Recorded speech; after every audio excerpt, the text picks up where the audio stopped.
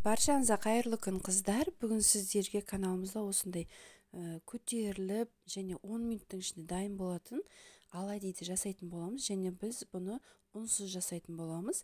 Видеоның соңына дейін тамашалаңыздар. Мен сіздермен рецептпен бөлісетін боламын. Бізге керегі 2 жұмыртқа. Жұмыртқаның көлемімен де 65 грамдық жұмыртқалар, үлкен жұмыртқа. Осыған 3 ас қасық қант саламыз, шым тұз саламыз. Жақсылап араластыруымыз керек. Тұз, қантымыз жақсылап еру керек. Видеоға түспей қалған екен, енді осының үстіне айран құятын боламыз, 200 мг. Оны да жақсылап араластырып аламыз. Және осыған 1 шай қасық қатты толтырмай ас содасын саламыз да жақсылап тағы да араластырамыз. Өте аз уақытта тез дайын болатын таңғы асқа жасасаңыздар да болады. Сіздерде өте аз уақытта дайын болады. Және осының үстіне енді манкамызды салатын боламыз. Мінекей манна крупаның жартысын салып бір араластырып алдым. Одан кейін екінші жартысын салып араластырамыз.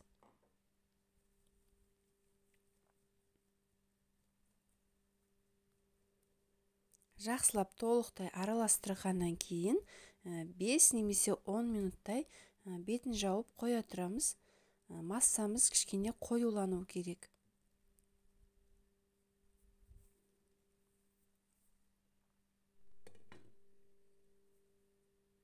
Мінекей 5-10 минут өтті. Массамыз осындай қоюлықта болды. Бұны енді сіздер өздеріңіз ыңғайлы ыдыспен құйсаңыздар болады, қасықпен құйсаңыздар да болады. Мен бұны кондитерлік мешокқа құйып алатын боламын толықтай. Сіздер өздеріңізге ыңғайлы ыдыспен құйсаңыздар болады.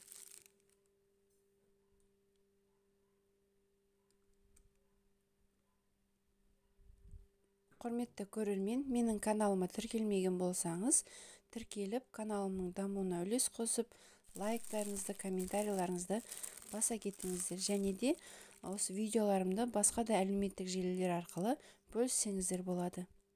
Мінекей кондитерлік мешокқа құйып алдым барлығын, және қызып тұрған табамызға азғантай ғана май құйып, осыған құйып шығатын боламыз. Әр оладьиді қуыратын кезде аз-аздан май құйыңыздар. Бірден көп май құюға болмайды.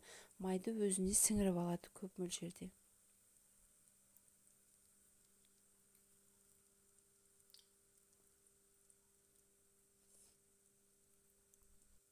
Мінекей барлығына құйып болдық.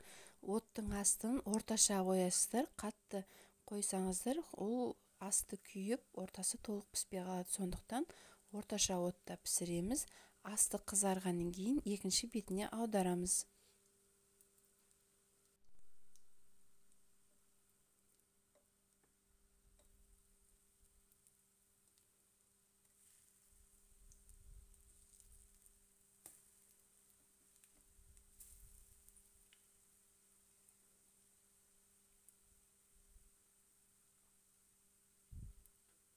Мінекей екінші бетіне аударғаннан кейін де оладьиларымыз, яғни құймақтарымыз одан бетер көтеріле түсетін болады.